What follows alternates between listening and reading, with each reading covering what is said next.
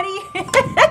It's the end of October. I'm just putting the finishing touches on my Halloween costume, and I realized it's time to do a calendar blanket update. This is the second last one. We've only got one more to go. So let's head inside to the craft table and I'll show you how the blanket's coming.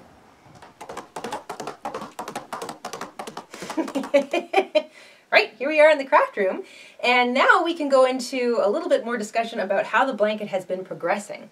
So the last time you saw it was the end of August, and we've now come through September and almost all of October, and the temperatures here in Southern Ontario have just started to go crazy in the last couple of weeks. We've even had snow. It stuck around for a full 24 hours, which was more than enough for me, and we haven't even had our Halloween night yet, so I have no idea how cool and wet potentially it's going to be, but it is really showing up in how quickly the colored squares are changing in the blanket. So I'm going from all the nice warm yellows and oranges and peaches of the really hot summer we had here. We had record-breaking heat this summer, into very suddenly a very cool fall. We had about 3 weeks of fallish weather, and we've just plummeted right into the wintry feeling temperatures. So we've got blues showing up in the blanket now, and we've got dark blue because we had some snow, and it's all of the cooler colors are creeping back in. So the next 2 months I'm projecting are probably going to be all very cool, if not, I really hope it doesn't get that cold. They are saying we're going to see a lot of snow, which typically means, you know, the 0-degree mark, maybe -5, maybe -10, and that I can live with. I can live with that, you know, you can put on your nice warm woolies. But hopefully the tail end of the blanket will look a lot like the top.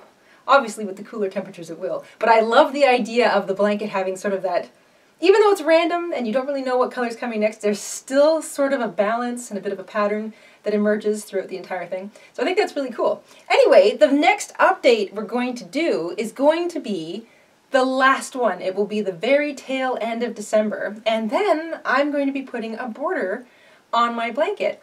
I don't know yet what border I'm going to put on it, what kind of border. I'm not even really sure what color. I was thinking originally white or black. I'm not even really that sure.